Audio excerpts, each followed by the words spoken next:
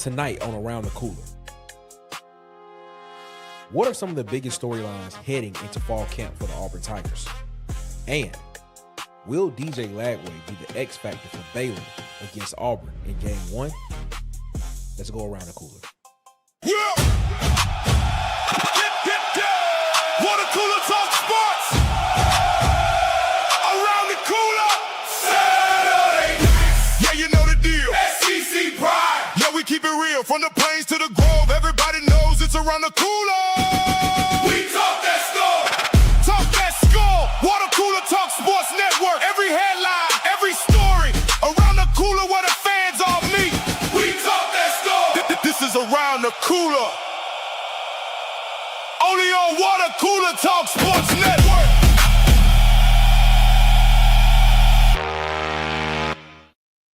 Okay. We are back. We had to redo it again. And this is live. We have to do everything again. Live. So when people rewatch it, we got to make sure people get an opportunity to see it. So we are back again. I told you it was going to take about 5 minutes, and we back, ladies and gentlemen. Auburn Dad's back with us. What's up, Auburn Dad? Said, wasting my milestone chat. I was, hey, you know, I get it. I apologize, man. I get you. Where they Man, who is this, bro? Man, who is this? This is I don't know. They're dedicated though. Is this Auburn's Blue Chew? Maybe it's just fruit. I don't know. It may be one in this.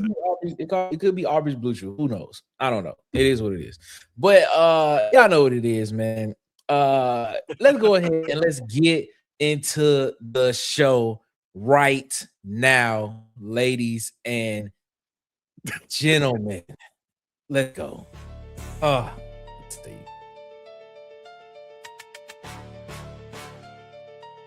DJ Lagway is, of course, as we all know, he's the quarterback at Baylor right now. He was at Florida. He had 2 really injury-riddled seasons at Florida, and now he's going to be the head coach, the head man of the offense as the quarterback for Baylor moving into this upcoming season, which is going to be a hot season for Dave Aranda. Also looking at what this game means for Auburn. It's the first game of the season. It's going to be on a new field. Auburn has the opportunity to come in and make a statement in this game. Didn't go to Waco and get a win last year in this game, even though it was a closer game than what Tom portrayed at some points in time. But the question that we want to explore today is the question of, will DJ Lagway be the guy that we look at in this game as the guy that is the X factor for Baylor when this game kicks off? Bubble, again, your analysis on this. Yeah, I felt like my first take was great, and that's what makes this great. So painful. It was, man. It was great. It was, yeah. man. Do it again. Going into any game against an offense like this air raid style of offense, the quarterback is usually going to be the X factor. But I think what makes DJ Lagway the X factor in this game is he is arguably the most gifted quarterback in the country in terms of just pure arm talent. And then you add into the fact that they are returning 2 very productive backs. Dawson Pendergrass, who had an injury going into fall camp last year, wasn't able to play last season, which gave way to Caden Knighton stepping into the running back 2 role, and he showed off his talents last year. So now you have 2 dynamic backs, add in the fact that they had a big-time transfer tight end from Florida, Tony Livingston, and then you add in the fact that they have 2 very talented transfer receivers coming in Gavin Freeman and Draylon Miller, to add to Louis Brown IV, who is a returning productive receiver from Baylor last year. So I think that Spavital going into this year is going to have to change a lot of things in this system in order to attack more vertically. And I think that they went out and they got the personnel to do that and add in the gap scheme, heavy run game that he'll do. So I think that, again, man, I'm fumbling because I had such a good take the first time. Such a good take. I think this was pretty good too, though, Bubba. It's a great take. It's still a great take. But great take. DJ Lagway will be the X factor because of all these other factors. Yeah, I agree with you. I think when you look at DJ Lagway in this sense right here, shout out to AAU TJ. What's up, my guy? Hope you're feeling good, man. Hope you're feeling great, man. Hope all is good with you, my guy. I think when you look at DJ Lagway right here, reports coming out of Baylor are saying that he is He feels healthier.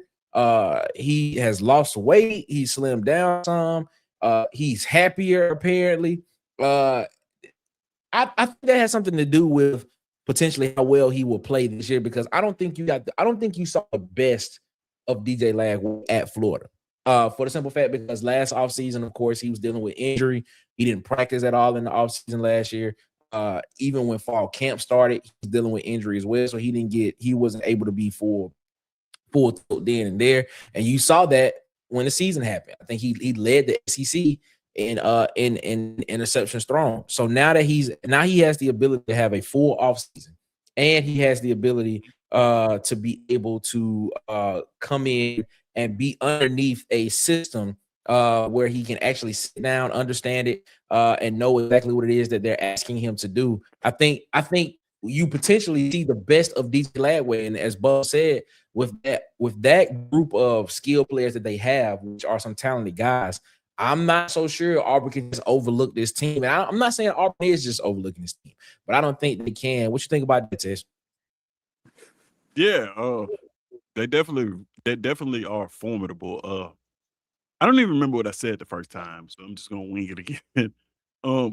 Lagway, as far as being an X factor in this system, I know one of the things is that if at Florida, it felt like his athleticism was like an accessory to what they were trying to do. Spavital, I love Spavital. He is going to make his strengths a focal point. So yeah, I think DJ Lagway will be a problem in this system for teams to come. Now, he's going against a DJ Durkin defense that will put intense pressure on him.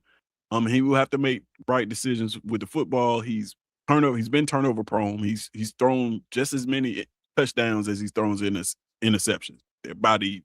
So, can they fix that? What are they asking them to do? I don't know. I think he is the X factor. Because one of the things I know is, like, the moment DJ Lagway touched down at Baylor and started to practice, Spavital publicly started praising him and how good he was. So, like, maybe it's a hand in glove fit. I always thought that Lagway was being misused at Florida.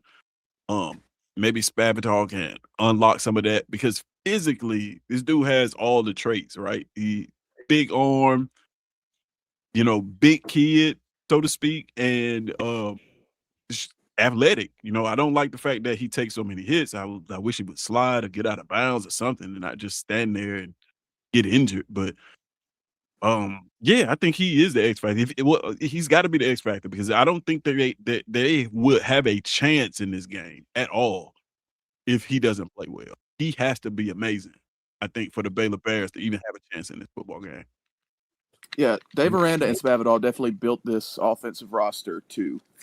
They are pushing all their chips to the middle of the table to save Aranda's job around. Yeah. We're going in, we're just going to get the most talented quarterback we can get. And if you look at, like, the trends for DJ Lagway, he's had, like, big games. Like, you look at the Texas game. Right. The statistics were not great, but if you saw the throws he made, he won that game. And I think with a healthy offseason, there is a chance that if your ability. So I asked the question to you, what is it that you look at, and what is it that you think that could be the X factor in this game for Auburn? For Baylor moving forward in this game for them? Man, y'all are frozen again, but if y'all can hear me, I can hear you fine. Yeah, fine. Yeah, it's frozen and buffering on my screen again, but if y'all can hear me, what I was going to say is, we're back up. Yeah, DJ Lagway to me is an X factor, but he's still turnover prone. In this situation, I think just if he ended up catching us in the first game, is because DJ Durkin and that defense hasn't gelled yet. But outside of that, I'm not really worried, because I know DJ Lagway is DJ Lagway. But like Big Sar said in the comments that you posted earlier, he will not get that star treatment like he did at Florida, so that might be a little different. But outside of that, I still think, like Nick always say, you are who you are, and this is his third season. So I'm banking on the DJ Lagway turnover a couple, DJ Lagway turnovers. Okay. All right. I mean, I look at this game, man. We talk about Lagway on the end, but also let's talk about the X factors on Auburn side. I mean, like, let's not just. I mean, yes, I understand that DJ Lagway has the ability to potentially come in and be with good quarterback play and above average quarterback play. Potentially, the test that he has to be, he has to play well in this game in order for Baylor to have an opportunity to win this game. I think I asked the question to myself. Who is the X factor on Auburn's defense on the defense side of the football that Auburn that needs to come out and be that guy that puts pressure on him, because it starts with him. The ball is going to be in his hands. He has to make the decisions in order for the ball to be distributed around the yard, in order for teams to be able, in order for that team to be able to move the ball downfield. So when we talk about X factor, we talk about him being an X factor. Who's the X factor on the side for Auburn that is going to be the guy that is going to help slow him down, so he is not that big of a difference maker in this game, and it is closer than what you think it is? Bubba. Yeah, I think in terms of like what Auburn's X factor will be in this game, it really just is execution. Like, I think the X factor for Auburn is execution, because if we go out and we execute our game plan to the best of our ability and we limit our mistakes, there's no way they can beat us, because we just have such a talent advantage against them. So the reason why the game was so close last year, for a big chunk of that game, was Auburn making mistakes, whether it was offensively, missed stuff in pass protection on the first possession of the game. Jackson Arnold, mistakes. And then you go to the defensive side, it was blown coverages, right? So as long as we go out and we execute for 4 quarters, we should beat this team pretty handedly, right? So I think as long as Auburn goes into this game and they execute, we'll be fine. I'm with you, man. As long as we can go in this game and we execute, man, I agree with you, man. I think that Auburn has the opportunity to go here and make a stamp in this game. I picked this game as the most important game on the schedule for Auburn because it is the first game, and I honestly think that a lot of people are potentially overlooking Baylor in a way. So yeah, I think that you know, giving every team the ability that it needs and the attention that it needs, and not just overlooking them because, well, we beat them by 14 last year. But when you look at the game, it was actually a closer game. The score was the game was closer closer more than what the score than the score indicated. I'm gonna put it like that. Yeah, man, I asked the question: is this guy DJ Lagway the guy that has the ability to come here and tear it up? You know, and with the way that these two sides of the ball will complement each other, I just asked the question, man, like, is it possible? Is it possible that this game could be another close game, and we could be? I don't want to say setting ourselves up for failure and disappointment, even if Auburn wins the game, but they don't win the game how we expected to. Ted. Yeah. This is definitely one of those games, like you said, probably one of the more important, because at the beginning of the year, they are a good opponent to gauge your program again.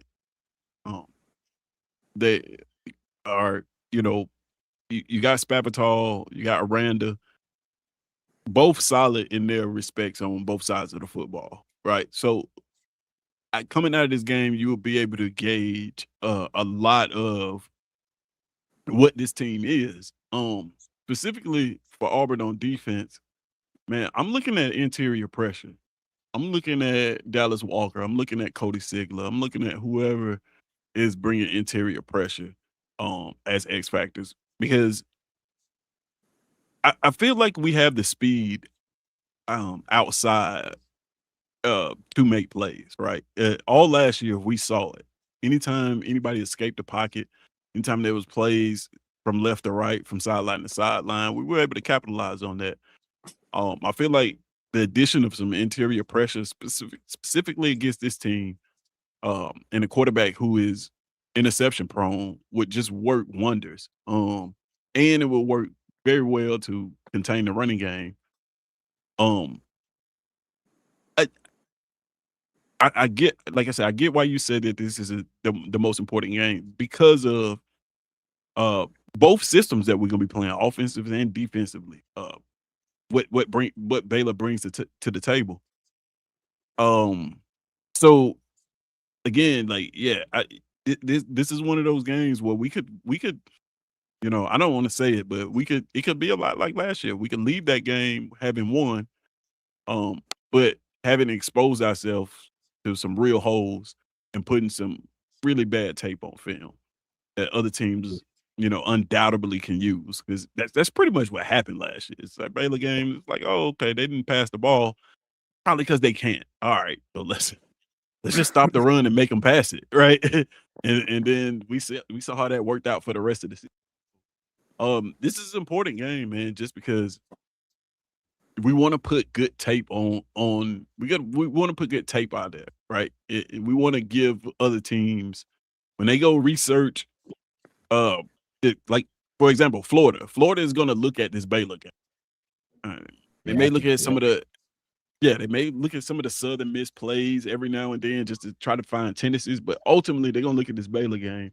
And when they look at the film, I want them to see a complete team. I don't want them to see a team that has deficiencies anywhere, anywhere on defense. And, you know, I know we're not talking about offense, but anywhere on offense as well. So, yeah, I get the importance of this game, man.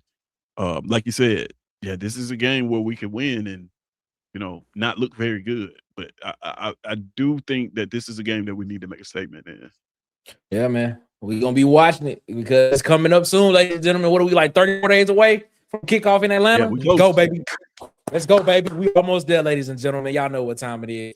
We appreciate y'all, man. Let's get this thing rocking and rolling. Let's go. Coming up, Curt Cignetti made noise at Big Ten Media Days. We'll listen to what he had to say. And make sure that you all are tuned in, and make sure that you all are tuned in with SECseason.com, the space for SEC fans, the rankings, the pick'em, the undefeated game. It's all there for you, man. Make sure that y'all go there and visit SECseason.com. I'm telling you, you will not regret it.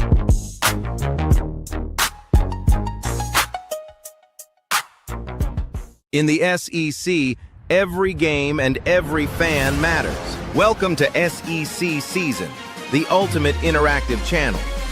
Catch Launch Breaks with Tez, Tuesday to Thursday at 12:30. And SEC Season Live, Tuesday nights at 7:30. More than a channel, it's a community. Connect and debate with the most passionate fans in college sports. Subscribe today and join the Keyboard Collective.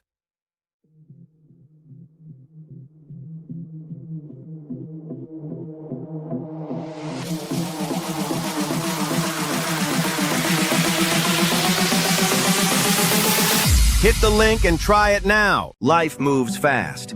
Protect the people you love. Secure your future with life insurance. Or build generational wealth through real estate.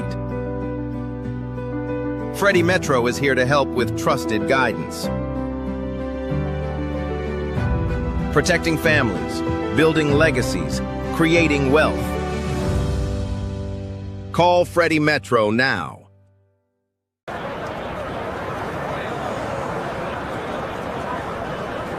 Subscribe to these YouTube channels. You won't regret it. Yo, welcome back to Around the Cooler here on Water Cooler Talk Sports Network. Man, we appreciate y'all so much for rocking with us, man. Hey, did you all know that the first SEC football game ever played at a permanent stadium was at Vanderbilt? And that Billy Graham was actually the man that helped get them installed and purchased after having a crusade at the stadium? Fun fact.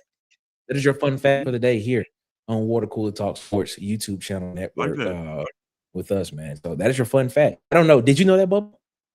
No, but that seems like a Tez trivia question. It does seem like a Tez trivia question. I had no idea. That does seem like a Tez trivia question. Just saying. Well, it wasn't a Tez trivia question because I had no idea. Just learned that today. I'm just saying, you know, I just gotta let y'all know. You know. The Big Ten is the best league in football, and a lot of really good football teams. It's hard to win on the road. Very physical football teams, very well coached. it definitely prepares you for the playoffs. There's no doubt about it. The numbers speak for themselves. I mean, we don't run a hype machine up here in the Midwest. We believe everything's earned, not given. And when we fall short, we say we fell short. We don't cry a river, whine, and complain. All right? And that's why we're the best. Curt Cignetti just said it right there, ladies and gentlemen. They don't whine, they don't cry a river, they don't complain.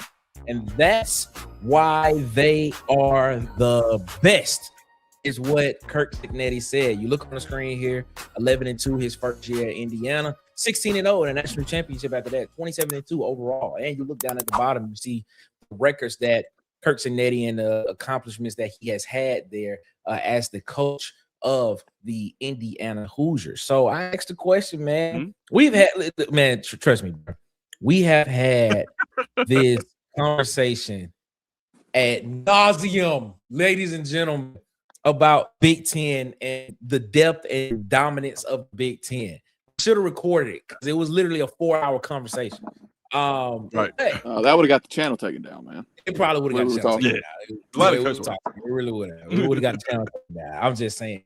But Tez, you heard the comments from Coach Cignetti. Your initial reaction and your initial thoughts. My initial reaction when I first heard this was like, he won. Like, I don't know what else. I promise you, like, I don't know what else I'm supposed to say to that other than, man, won a national championship. He done something that no other coach in the history of college football has ever done before. He's got a 16-0 national championship in a playoff era where he beat back-to-back Ohio State, Alabama, Oregon, and Miami. Show me another team that has that slate of games that they won in the season. Not even just like, I ain't even talking about for a playoff. I'm talking about even in the regular season. Like, you can't show me a team that has those 4 games back-to-back and they've won them all in convincing fashion, except for the Ohio State game. The rest of them, it was dog walks, right? So, man, he is doing what he's supposed to do. I want you guys to think about it like this. I would feel different about this if Cignetti was just like a very humble person from the beginning. No. Cignetti was talking like this when they went 6-6. Like, he was talking like this. Like, he didn't just get like this and start talking because he's winning. Like, no, he was talking. I want you guys to remember when he got on game day and said, not only do we beat top teams, but we beat the F out of them. They were like a 6-win football team at the time. Like, they weren't this Indiana at the time. So, all right, man, I don't know. Like, my thing is this. To the SEC teams and the SEC fans that have an issue with it, play them. Simple as that. Play them, right? You have the opportunity to get your schedule. Now, we know you cannot do it next year. A lot of people think that you can just put teams on your schedule and you can play them the next year. That's not how it works. These schedules are made out, especially non-conference, 4 or 5 years in advance. I should see a lot of SEC schools with Indiana on their schedule in 2030. But I don't. I don't see nobody signing up to play them. In fact, I'll give you another point. Out of all the SEC teams last year, there's only 2 SEC teams that played top-tier Big Ten teams. Oklahoma, Texas. That's it. Everybody else played very mediocre Big Ten teams. They didn't go reach for the Ohio States. They didn't go reach for the Oregons. They didn't go reach for these top-tier teams. The only 2 teams that played them were Oklahoma, Texas. Texas played Ohio State. Oklahoma played Michigan. And they were playing them in the Big 12. So they just brought those games over to the SEC, right? You look down at SEC schedules, you see Alabama. They played Big 10 team. Which one did they go and grab? Wisconsin. Okay. So, like, that is what I'm saying. It's like, if you have an issue with the words that Curt Cignetti is saying, put them on the schedule. As simple as that. Then you won't be able to argue that they don't play nobody because they would have played y'all. So that's it, man. Just like I don't get the uproar over his words. I want you guys to understand something. He never mentioned the conference. He never mentioned the team. Never mentioned names at all. But there are fan bases, conferences, and teams that jumped in those. Like, if the shoe fits, lace it up. And some people have laced those shoes up, tied them tight, and double knots. Well, Insecurity speaking, right? Hey, there was hey, before I leave, go ahead. There was a very, very viral comment by Deion Sanders that a lot of fan bases use. And a lot of people just threw it around all the time, right? And it comes back. See, when karma comes back around, people don't want to face it. If I was Curt Cignetti, I would have ended that with, don't let my confidence. Y'all know the rest. Y'all know the rest. I'm not even gonna finish it. Go ahead. Next person.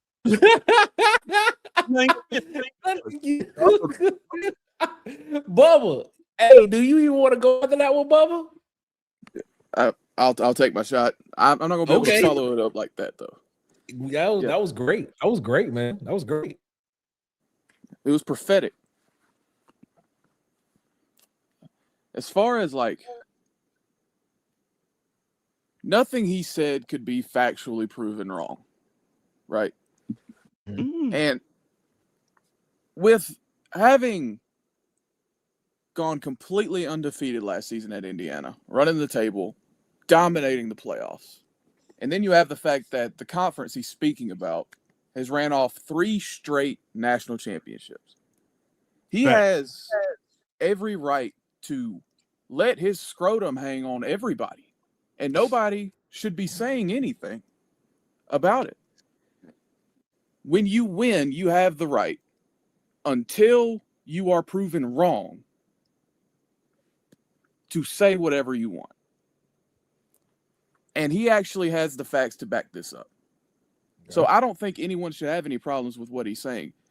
The SEC just has to respond by going and winning a championship this year. And then we get to say whatever we want for the next 12 months. Great point. So, right. No one should have any problem with anything he said.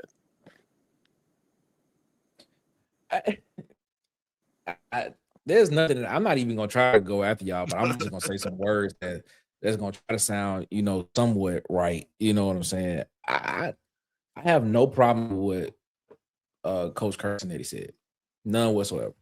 So the winner goes spoils, and like I've been saying, what we will debate in history is results. Winners. So we debate. The only problem that I have with this is the fact that, to your point, says he did not mention any particular school, any particular conference, but we can all make context clues and say and make a very educated guess, very educated hypothesis of who he's potentially speaking about. We can all do that. But because he didn't say any names or any schools, I'm just gonna say allegedly he was speaking about the SEC. At some point in time, we have to understand that as the conference that we are, as the SEC, we were out there whooping ass. That's what we were doing. And when we were whooping ass, we were talking a lot of noise. That's what we was doing. We were saying way worse. A lot worse than what they're saying. A lot worse. Yeah, man, it's like, I don't even and now because because the tables have turned somewhat. Rabbit got together now. And now that conference has 3 straight national championships from 3 different teams, and the fact that 2 of those teams are considered to be 2 of the top teams in that conference, and then the team that just won it is a team that was the losingest program in college football, and this guy came in and turned it around in 2 years to get them to where they are right now at the pinnacle, where he has made Indiana potentially a destination school. I sit here and I just say to myself, SEC, man, one of these teams in the conference, Auburn, Ole Miss, Georgia, Alabama, anybody, Texas, somebody, go win the national championship. Go win the national championship. Because at the point in time we were winning national championships, We were not talking about metrics of strength of schedule, who we were playing out of conference. That was Didn't not matter part then. of it. It didn't matter because we was winning national championships. But now, because we are in a drought right now, we have to find something to hold on to and to try to make a case for why what's happening is happening. All I say is this is all I say. So you're saying we have to SEC whine and complain? Is that what you're saying? Hey, that's good. That's good. That's good. That's good. All I'm saying is go win a championship. That's it. Yeah. And if we go win a championship, we can shut all the noise up and we can have a conversation at that point in time. Bubba, what you getting ready to say? Yeah, I'm just saying, like, in terms of fan bases overall, as SEC fans, widespread SEC fans have become the most silver spoon fed, trust fund baby acting people over the past 3 seasons. It has honestly become insufferable at this point. And it's to the point to where I say context doesn't even matter for this season. Just go in. Because if you win, you get to act however you want. But right now, we have made ourselves look so bad in the light of the media. It's bad. Man, it is bad. I want to. It's not good. Go ahead, Taylor. We got about a minute and a half. Okay, real quick. I'm gonna make this real fast so y'all follow me. I really want to walk y'all through real quick how this all happened. Right. First of all, we had that first year of the college football playoff. We had 3 teams, SEC teams, make it into the college football playoff in the 12-team arena. Right. What happened? SEC fans start whining and complaining. Oh, they don't want SEC. They did the 12-team playoff, so they wouldn't let SEC play teams in there. It should have been more SEC teams in there. I don't understand it. They don't play nobody such and such. Right? Committee comes out during that offseason. They say, hey, we're going to reevaluate strength of schedule. Okay, cool. A lot of people think that they're not going to do that. No, they're not going to reevaluate no strength of schedule. I believe it when I see it. Okay, cool. Playoff happens the following year. 5. Almost half of the field is SEC teams. Not only that, we put in an Alabama team, and I'm not trying to call them out, but they just make an example of this. We put in an Alabama team that lost its conference championship, and they didn't move down a spot. It's the only time that has ever happened in the college football playoff era. So you know what that means? It means that the committee must have looked at who Alabama had played and considered their strength of schedule and kept them in there, right? So they kept good on their promise. They looked at the teams that we were playing, strength of schedule. They end up with 5 SEC teams in there. We get 5 SEC teams in there. What do? We complain about we got to play each other. We complain about Indiana don't play nobody. You know, we send our crown jewel, right?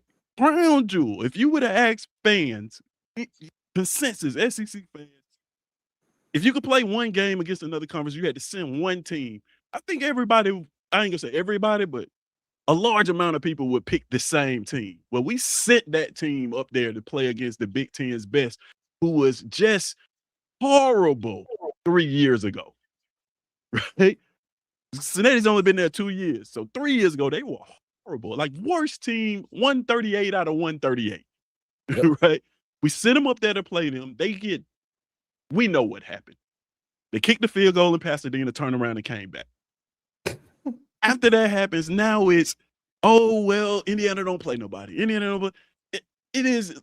This is why he's saying whining and complaining. Because at every stop, when we don't win a national championship, we don't get what we want, we come up with excuses why it happened, right? Instead of just winning games. Well, if Indiana doesn't play anybody, then they should have been overwhelmed. They should have been so overwhelmed by the talent that they saw when they played the SEC team that it was embarrassing. And I've seen that happen before. TCU, right? Remember TCU played Michigan? Beat them in the college football playoff. They run up on the SEC team in Georgia. They weren't no match. They never seen anything like that. So I think we've got to come to grips with our talent. We're not head and shoulders above these teams like we think we are. Right? We just not. And if we want to do something about it, we need to start winning these games. We need to start taking these bowl games serious. We need to start scheduling some of these top tier big teams during the season. And then we need to start just showing up and winning games. Like we have become the excuse league. We used to be just win games. Now it's, oh, nobody plays anybody, such and such and such. It is. If I was a coach in the Big Ten, I would say that y'all was 1-2 because that's what we doing. That is exactly what we doing. So I don't know, man. I can go on and on about this subject, but I'm not gonna do that, man. It just rubs me the wrong way, man. I don't like my SEC. I'm not gonna call out fan bases, but I like my SEC fans to stand up straight, take it, test out. Like, hey, we just lost. Like he said, we just lost, bro. It is what it is. It is what it is. Don't come into the season with your head down talking about, oh, who do they play though? Who cares? When you play them, what did you do? Nothing. So who cares at the end of the day? You got it taken. Got it taken. Well, hey, we have talked. We went over on that segment, but hey, it was needed. I'm sorry, man. And no, it's good. All good because hey, it is what it is. It's great. This is great content. This is great television, ladies and gentlemen. We hope you are enjoying it, man. We really do.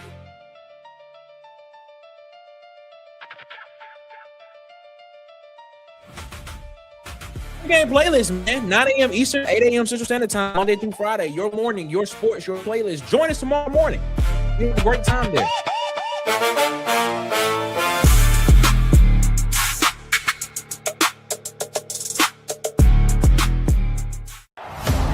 The pregame playlist is your new morning destination. Tune in Monday through Friday, 9 a.m. Eastern, 8 a.m. Central. Your morning, your sports, your playlist. Game day starts with great food. At Adeline's by Chef Country, we bring championship flavor to every plate. From slow-smoked ribs to barbecue favorites, feeding the family or the tailgate, make Adeline's your first stop before kickoff.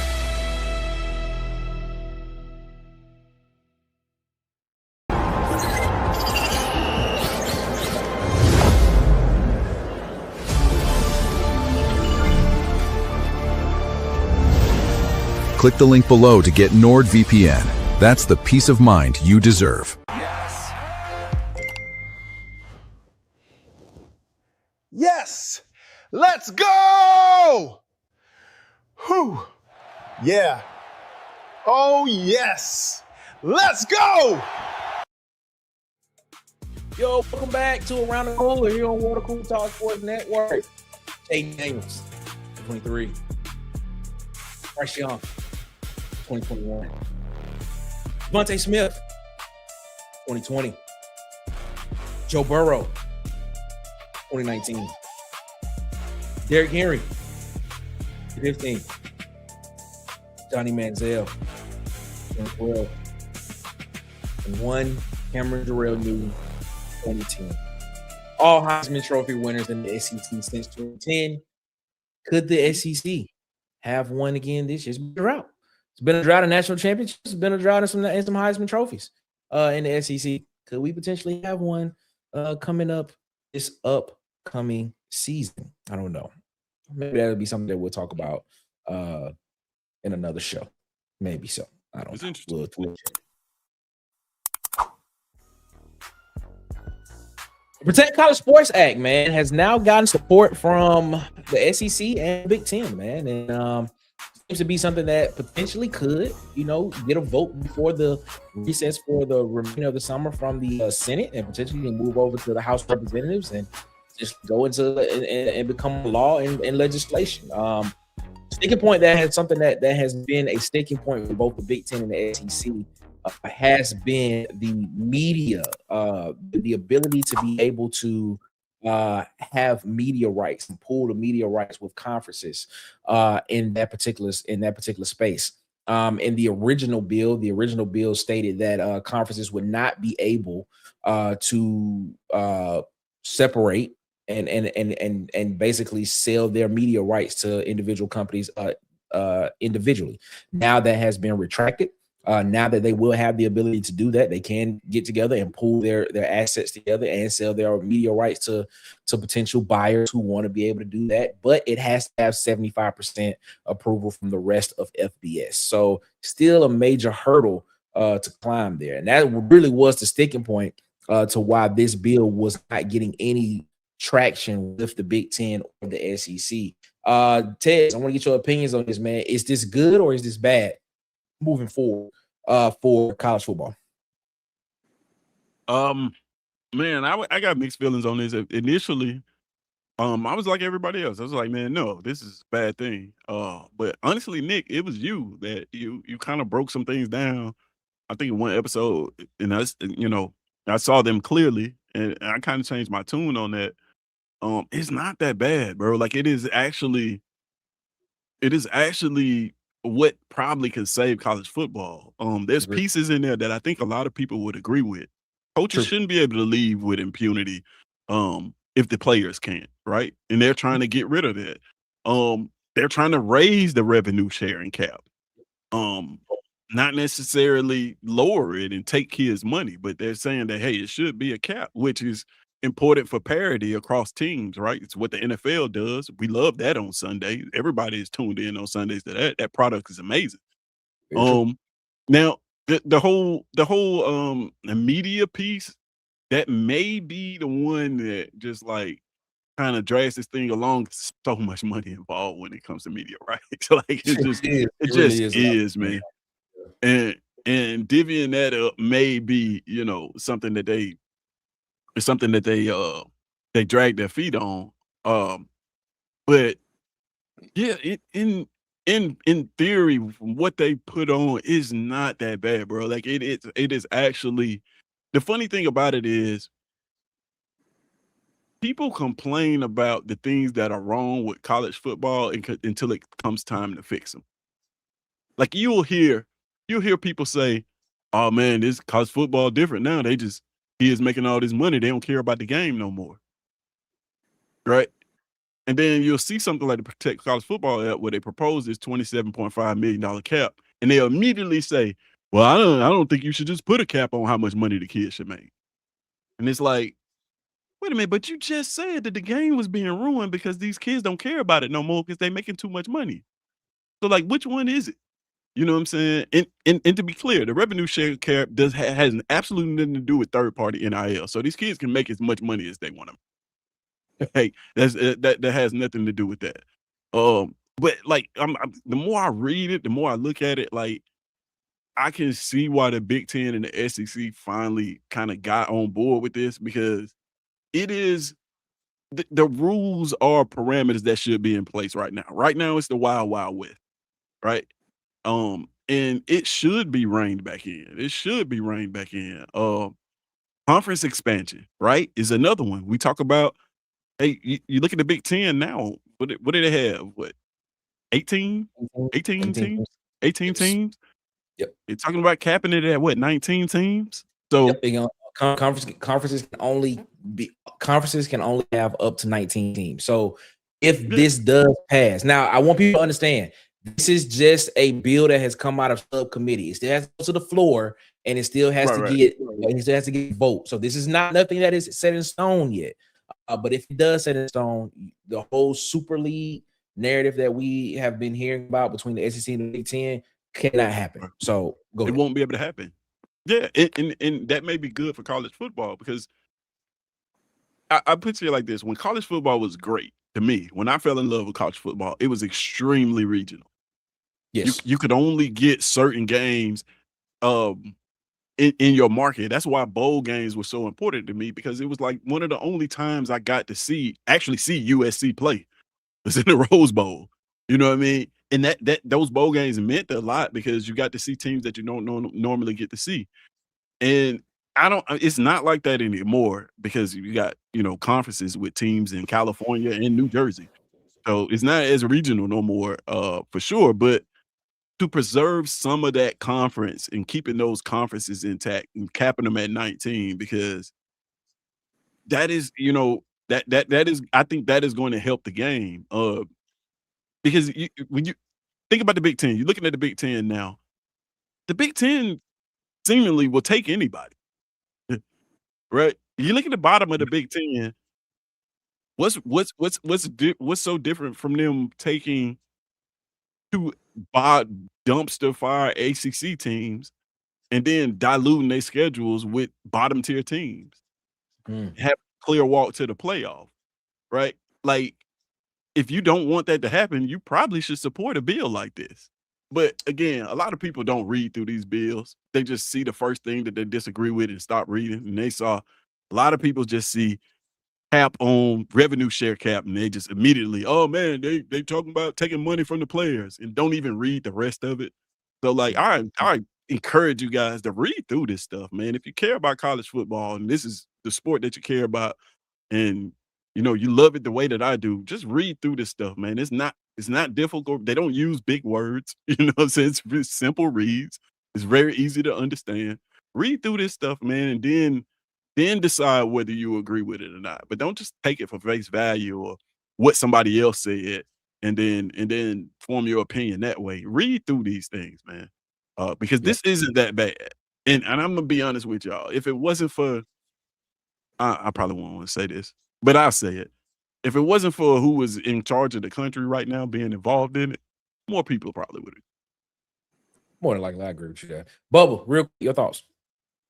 Yeah, it's just there's two words in this whole thing that make it to where it's real now to me. And those two words are antitrust exemption, because that was one of the biggest roadblocks for this entire thing, right? And I don't have a great understanding of the legalities and things like that.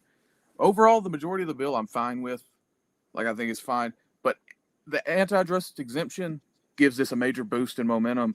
And then you add in the fact that there is momentum behind a college football players association, to where it seems like things are on like a crash course to make this whole situation legitimate. Now, again, like Nick said, it's got to go through the whole legal system and all that. So it's probably going to be at least a couple of years down the road before this actually happens. But it is good to see some positive momentum. I don't know if it'll be a couple of years. I think it really depends on the schedule of the Senate. You know, I'm not sure. It really depends on that. If they can get this pushed through, they can get enough senators behind it to get a vote and get it passed. Like I said, you know, I went through this before. There's something in politics, especially when it comes to voting, called the filibuster rule, where you have to have 60 votes in the Senate. It's not a simple majority as it is in the House of Representatives. And if there's a way they can find a way to get that filibuster broken to where they can get this put into some sort of reconciliation bill to where you only need a simple majority in the Senate, which I don't see happening. It's possibly something that you could possibly not see this year, but possibly I wouldn't say years down the road, but you could possibly see something happen probably at the beginning of next year, depending on what happens in the midterms. Is what happened. So that's the reason why they're trying to get this thing pushed through now, because midterms are coming up. And if you do follow politics, you do know that there is potentially a change that could happen in one house of Congress. And if that does happen, this bill could potentially be dead on arrival if that happens. Because one party doesn't really too much care about what happens in college football. You figure it out yourself. They pretty much are saying do what the NFL did. It's basically what they say. I just want to say that, but they need them to do what the NFL did. That's the point. Well, the NFL, there is nothing. The only thing that the NFL has that is legally that is something that is like a law is labor relations. That's it. Everything else the NFL does as the brand is the Players Association and the question for you, Nick, when you get done. That CBA that they got, that was discussed between both of them. That had nothing to do with Congress. Go ahead. No, I had a quick question for you, because you probably would better know this than I am. What is the difference? You speaking on the NFL, and everything you're saying is true. Why is college football now political, and then it never reached that point with like the NFL? Is it because of the student athlete badge? The student athlete, the worst student athlete. Yeah, NCAA came up with the word. NCAA came up with the word. The amateurism thing. The amateurism. That's exactly what it came up with. Fake word. Yeah, basically. So that brings the government into it. That brings the government into it now, because because technically the NCAA could be what the NFL is. The NCAA could Right. be like this. That was my next question. We could collective bargain with players. You know, the NCAA could be the institution that say, all right, we could collective bargain with players. This is what we can agree to. This is what we'll do. This collective bargain agreement will work for this amount of time. This is what we would give. This is what y'all would give. And this is what y'all would give up. This is what we would give up. And then they can just live happily for that time period with doing that well. It's the same thing in the NFL. The owners and Ron Goodell get with whoever the lawyer is and the player representative is for the NFLPA. They come together, they negotiate salary splits. Right now, 52-48% between the players in the NFL. They negotiate practices, they negotiate when the league year will start, they negotiate how trades will work, how contracts could be structured. All that would be negotiated. That's exactly how the NFL is structured. It's the owners and the players get together, negotiate, and then they come together with a CBA. That's exactly what the NCAA could do right now if it would. But NCAA wants to protect amateurism. And so that's what it is. So that's the reason why Congress is getting involved now. And I just want to say this before we get out of this. I don't think there is no other show that you all are watching that talks about this in depth like we do. I'm just saying. I'm just gonna throw it out there. I'm gonna throw it out there. That's just me though. But there is some other elite content creators out there. It is some elite graphics. Yeah. Man, let's get out of here, man, before we get in trouble, man. Let's get out of here before we get in trouble on that one, man. But it is what it is. Acting like they got authority. This is, ladies and gentlemen, this is Around the Cooler here on Water Cooler Talk Sports Network, man. Let's get this thing rocking and rolling. We'll be right back right after these messages, man. Auburn fans, Auburn X TV, Sundays, 6 p.m. Eastern. Join him over there. Auburn News Day. We be rocking and rolling. Come have a good time with it. Breaking Auburn news, recruiting updates, insider conversations, the stories Auburn fans care about most. When something happens across the Auburn football landscape, Auburn Addicts is there. From recruiting battles and transfer portal movement to game analysis and the latest headlines, Auburn Addicts keeps you connected. Join Auburn fans every Sunday at 6 p.m. Eastern, 5 p.m. Central. Auburn Addicts. Auburn football. All the time. Game day just got sweeter with Deutsch, the delicious, high-protein snack that's plant-based, gluten-free, dairy-free, and low in sugar. Visit DeutschFoods.com and use discount code WCTS for 20% off your order. That's DeutschFoods.com, code WCTS for 20% off. Everybody wants to look like a star when they step out, including you.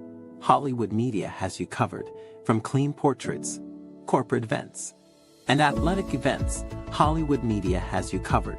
These aren't just pictures. This is your moment. Follow now on TikTok, Instagram, and YouTube at Hollywood_media with 2 A's. Follow on Facebook at Hollywood Media. Feel like the star you are.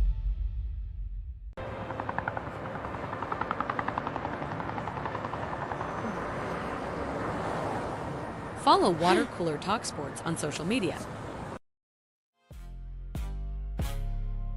Oh man, we back around the cooler here on Water Cooler Talk Sports Network, Water Cooler Talk Sports YouTube channel, man. Hit the like and subscribe button if you haven't already, man. Auburn football opens up fall camp on Wednesday. Players report tomorrow, Tuesday, and fall camp's first practice will start on Wednesday, man. Some storylines, man. Some of the narratives that we need to talk about going to fall camp. Auburn is a new team, new quarterback, new head coach, new offensive coordinator, new offensive line, new receivers. Hey, a lot of new on this football team, man. And there are some storylines that we need to talk about and some things that we need to have conversations about with this football team moving into camp, man. Alex Golesh, of course, man, his first fall camp as Auburn's head coach, man. Bubba, what are you looking forward to? What are you looking forward to from Alex Golesh when he steps to the podium? I want to say he'll step to the podium tomorrow, Tuesday. As Auburn, as he enters his first fall camp as Auburn's head coach. As far as like him specifically, what he'll say in the presser. Yeah. As far as what we like to hear him say in the presser. Yeah, I'd just like to hear, that there's like an open competition at right guard. I'd like to hear about the left tackle position, and as far as like Stanton Ramil's health, is he full go already? How are they going to manage him to make sure he's healthy for week 1? And I'd like to hear about, I guess, some stuff about Byron Brown. Oh, okay. Byron Brown. That'd be interesting. I guess what's up about Byron Brown. I guess you know what? I know what, Bubba. I agree with you. I don't want to hear nothing. I just want to see football play. That's what I want to see. Yeah. Can they start fall camp right now? Say what now? Can they just start fall camp right now? I'm ready. They start Wednesday. They start Wednesday. Wednesday is the first practice Wednesday, and I'm excited about it. I want to see. I'm so bro. Listen, I'm tired of talking about what ifs. You said I'm ready. Like you got your pads on. Real stuff. I am ready. Hey, look, if they need a right guard, I am ready. Man, Bubba, don't do like it I can bulk up real quick. I'm a little underweight right now, but I can add some weight.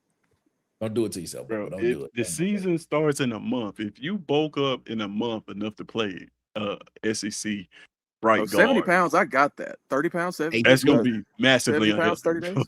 It's not gonna be healthy weight. I know it. Like, sir, what are you doing? What are you doing, sir? That's exactly what it's gonna be. Ted, man, I don't know. I can't think of any real storylines for real. But the one thing I do want to hear, kind of like Bubba said, I want to hear Stan Ramil. Right, I heard this name since he touched down on campus, and Golesh started talking about him, and every single time he mentioned that, yeah, every single time he mentioned the offensive line, he always mentioned like, hey, Ramil is not healthy. Ramil is not healthy. Cross-training some players at different positions because Ramil is not healthy. I want to hear that Ramil is 100%, right? That would make me very happy. Also, another player that he's mentioned before is Bryce Washington. I want to hear that he came into fall camp and he was noticeably in shape. Noticeably, he's what we want him to be, because he's repeatedly said that this guy has a ways to go when it comes to getting in shape for the offense that they want to run. So those are the two that I'm looking for. Ramil, because the offensive line has issues. He asked us to pray for him. So like I want to hear that Ramil is healthy. That gives us a roundabout. That would give us 4 starters that I know for sure. In Plas, Simmons, Best, and Ramil if he's healthy.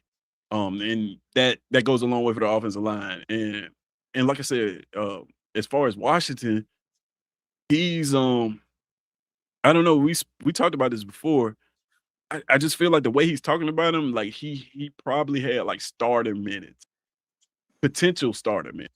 He probably looked at this guy as a dude that can come in and potentially be a starter for Auburn. No knock to Cobb or anything, but like the amount of times he's mentioned Bryce Washington without even being prompted means that he had really, really high expectations for him. So I want to hear that he's healthy, so that whatever plan he has in place for him, and that running back room is talented, man. And we can get more bodies in that running back room to contribute. I think the offense would be better. So those are the 2 that I'm looking for. Anthony, you entered.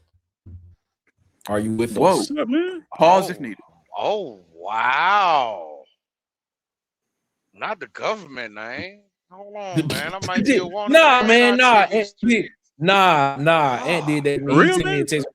He sent me a text. Man, he was like Nicholas. I was like, man, I thought your name was Antoine. I didn't know. I told you that was spell check, sir. That was not me. This man said Nicholas. Sir, I was Anthony like, Robinson. Whoa, wait, Bubba got.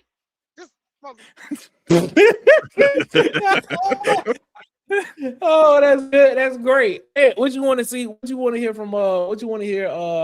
From Coach Golesh, when fall camp opens, when he hits the podium. First of all, I just want to say y'all had me feeling like Rudy out here cheering for Notre Dame when they was on the road. This guy. Secondly, I mean, righteously, what more can he say? I know what I don't want to hear. I What, mean, you don't want to hear I a don't. handicap? Shout out to Mike McKinney. That I don't want Oh, to that hear was great, Mike handicaps. I McKinney. don't want to hear. I don't want to hear. 3 more recruiting Nothing to classes. nothing to do with golf. Nothing to do with recruiting classes. Nothing to do with I'm close. We are close. Nothing to do with we just didn't coach them right. I don't want to hear none of that. Okay, none of that should be said. I just want to hear. We're ready. We're gonna be a physical team this year, and we're gonna win a lot of close games. That's all. That's all I need to hear. I'm cool with the rest of it. No, he can't say close. Oh my God, that's I a good forgot. one. Yeah, we My can't play bad. close. My bad. I forgot. Yeah, you gotta say close. One score games then, sir. I'm sorry. Oh man, it is what it It is. said 1 score games. One score game is what it is. We need to. Oh my God! If start he gets one. up there and he's like, "I've gotten really into like wiffle ball or something," or like, "I've gotten really into pickleball," it's immediately going. It's going to all Yeah, come we flooding back. Right. We They don't tell me have- nothing about none of your hobbies, bro. Nothing. We don't want to hear. We don't even. I don't even want to know what you like to do outside of work. Just talk about. Man, football. I want to That's- hear. I haven't left the facility in 3 days. That's a Right. good one. That's a great one. That's a great one. You know what I'm saying? Yeah. Here is something that I think we need a question that we need to that I think is a narrative that needs to go in that's going into fall camp for Auburn, man. Who will emerge as a pass rusher? I mean, of course, we all have faith in Jared Smith. Deshaun Womack is a guy that came in, but we all know what has happened to him over the offseason. Joe Phillips, JJ Falk, and you have some knowledge about the latter of that. Who could emerge as that elite type guy, or other guy that can potentially stand beside Jared Smith as the guy that can get pressure on the other side, and be an elite pass rusher on this defense? I'm gonna start with you on this one first, Ant. I ain't even gonna give. Let me see how I want to do this. So if I just throw some names out there, y'all tell me how y'all feel about this. Okay. Cody Sigler. Yeah, it'd definitely be on the inside. So I think he can give some pressure on from the inside. Definitely. Yeah. Joe Phillips. We just waiting to see. We gotta see him on the field. All the talent to work, all the talent to do it. Just gotta wait and see what he does. JJ. He's got I think tools. it's his job to lose. Yeah, tools. Yeah. But he just doesn't have a ton of experience at edge. Deshaun Womack. I'll believe it when I see it. Oh God. Man, it's just, he has his motor. He just doesn't have the motor. Mm. Well, I mean, he has a motor, he used it incorrectly, but he doesn't have You know the what? motor. It's a 4-cylinder. Strikes Is what again. you're saying. Bubba strikes again, It's a dog. four-cylinder. Yes, definitely, definitely a fourth. But could it be a gas Hold on, direct? I got a surprise. A gas direct 4-cylinder. Like You know it goes what? Turbocharged. Yeah, It had a turbo. No, man, Oh. it's eco-friendly. You know what? Dang. Man, I got a surprise name, bro. Okay, Y'all might tell us not the name. believe this. DeMarcus Riddick. He did pass start rush? repping there last year. It's interesting. He did play pass rush on the outside. Yeah, like Bubba just said, play pass rush outside on the outside a little bit last year. He's That's one of those interesting dudes angle. where you just want to get him on the field. Yeah, So I athletic, man. feel you on that. I feel you on that. I think this is a narrative that me personally, I think when you look at the rest of the defense, I think you look at the interior defense a lot. I think we're good. I think linebacker we're good. I think secondary you are fine because you have so many options back there. A lot of guys that can just kind of mix and match. But pass rusher, having an elite edge rusher or a guy that can just get pressure on the quarterback. Jared Smith right now is literally like after we say the name Jared Smith, it's kind of hard to kind of like pinpoint that next guy of who it could be. So I'm interested I got my in that guy. Well, everybody else is 4 inches shorter for one. Yeah, that is true. Who's your guy, Bubba? Who's your guy? Yeah, for me, it's clearly like I think this guy will be the starting 5 tech by the end of the season. It's Darian Smith. I think that he flashed a lot as a pass rusher last year, and he's a guy that's not going to be talked about a ton in like fall camp because he's going to be moving around so much. But I think he settles in as a 5 tech and I think he overtakes Deshaun Womack by the end of the year. And he's like a Colby Wooden clone in terms of his versatility. He showed really like he has a pass rush plan, which was rare for like a freshman. And he came in last year and he was effective. And they were trying to figure out where to slot him at. I think with his frame, he's going to profile best as like a 5 tech. And I think he takes that job. Okay. I just don't like the fact that Bubba has no faith in Deshaun Womack, bro. What reason do I have to have faith? He was a former. Let me tell you your name. Former 5-star. Former. You're right. We ain't had luck. We ain't had good luck with them. You're right. A name I'm looking for, man. I know we're talking about edge pressure, but this guy can I think with the right, if he takes another step, it can be an interior just menace from a pass rush standpoint. Is Malik Archer. Okay. His first Dexter step. Lawrence. Yeah. First step, bro. This kid's quick off the line, and that's what you need in the interior to be able to get to the passer. So we talked about it on the previous episode about him and Jordan Crawford needing to take the next step. I don't see necessarily Jordan Crawford as just like a pure like interior pass rusher, so to speak. I think he can put some guards into the quarterback's lap from a power bull rush. Yeah, but Malik Archer is a guy I'm looking at that quick get off. He can actually with some toolage. He's been with Vontrell King Willis now for 2 years, so hopefully he's been working on some of those pass rush moves. And with that quick get off, man, a guy that size in the interior can cause just absolute problems, man. I'm actually going to be looking for him in the Baylor game.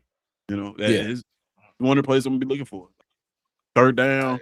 What are we doing on third down from an interior perspective? Third and back. Who are we putting out there? I think Malik Archer is a guy that can play in the middle on third down. Go ahead, Ed, real quick. I got a surprise name for y'all that I think would do good, but I don't know. I don't know if he'll get playing time this year, but he probably could fight for it. Tavion Branch. That's my guy. That's a twitchy 3. That's a good name. Yeah, he had a great spring, and he'll be in the rotation. It's a great name. Tavion Branch is a great name. I like Tavion Branch. And he plays like Golesh wants. He's very violent. If y'all go back and watch that film, don't look at him on defense. Everybody takes the defensive side. I seen a film with him on offense. Oh my God. Playing guard. Pancake this, pancake that. He may need to switch. The whistle, hey, Ted, the whistleblower, he's still driving him to the parking lot. Yeah, I like that aggression. This is wild. Yeah, man. So the question I like that. The question we all want to know is, me personally, is who's going to emerge as the other pass rusher. When you look at defenses now, a lot of these are able to get pressure with 4 guys up front. And stuff of that nature. Especially, I know we liken it to the NFL, and I liken it to the NFL because college football is becoming professional football, in my opinion. Right. So if you are able to get pressure with 4, it allows you to do a lot more, on the back end as well. So I definitely, me personally, one of the narratives that I'm looking at is seeing what names do you start hearing as potentially those guys that are on the front in the front 7. And especially those edge rushers or guys that are able to get pressure on the quarterback and are starting to separate their names from the rest of the pack. Fellas, man, this has been a great show. I know it started off rough to stop, and they don't want us to be great and restart that thing again. But man, shout out to everybody that stuck with us. Shout out to everybody that came back and watched and for the rest of the show. We appreciate perseverance. Elite, it's elite, bro. I'm telling you, it's elite chat. Elite chat. Shout out to everybody. I'm done. Even you, and it's Nick, elite, bro. Elite. We're elite. I'm done. I'm done. We don't set goals. We set standards. We try to give you elite content around here. We try to give you elite production around here, around the Water Cooler and on Water Cooler Talk Sports YouTube channel. That's what we do. And ladies and gentlemen, we hope you like it. We hope you like the video. I mean, the show. We hope you subscribe to the channel. We hope you share the content. Tell a friend, because football season is coming in. And I'm telling you, we're only gonna go up from here, man. I'm telling you. So check in. And Mike said, "Ant, your service was elite tonight. That's great. Sun run. Yeah, it was. He saved a lot of sunlight today.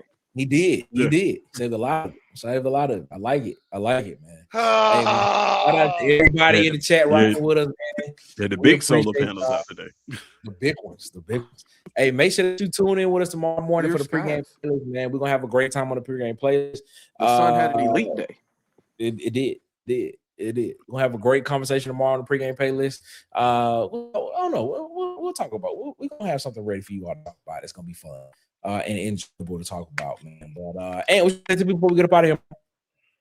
Everybody be safe, man. And football season is here. It is. There it is. Bubbles, you gotta say to people about here, boss man. Yeah, football season is here, and football weather needs to get here because it is way too damn hot out here. Yeah, you're right about that, man. You are right about that. Goodness gracious, bro. Who you telling, man? Yeah. Tell you, you gotta say to people get up out of here, my guy. Yeah, man. Hey, tomorrow, 7 p.m. Central Standard Time. SEC season is back. SEC is back. You want to be there to see it. And if you have not already, be prepared for this show tomorrow. Make sure you go to SECseason.com and go ahead and put your preseason picks in there. Do your preseason poll. Check out the rest of the site, man. Do not start this season without signing up on SECseason.com, man, so that you can pick each and every game and prove to everybody that you actually know football, man. It's we're gonna explain it a lot tomorrow. I've been kind of being pretty vague about it on purpose, but yeah, because I want you guys to experience it yourself. But go check it out, sign up for an account, man, and let the people know what you think, man. Everybody can see you, see all your picks, so it ain't no hide.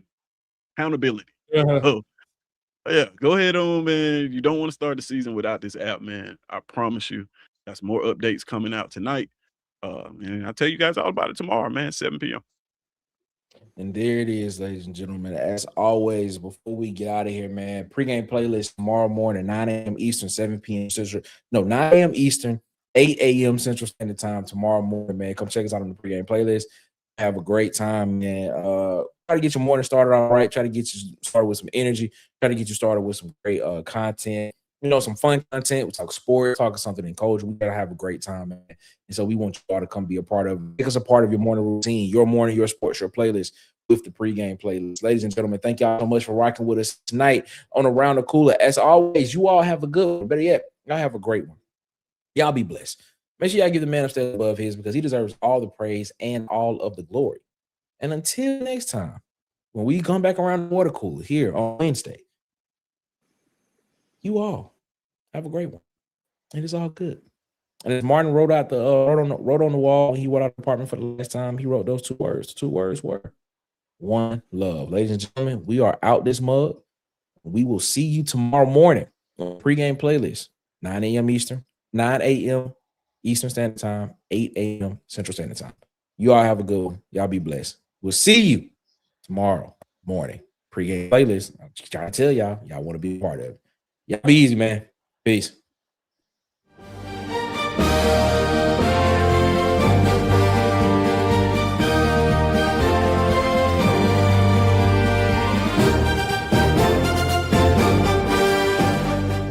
This has been a presentation of Water Cooler Talk Sports.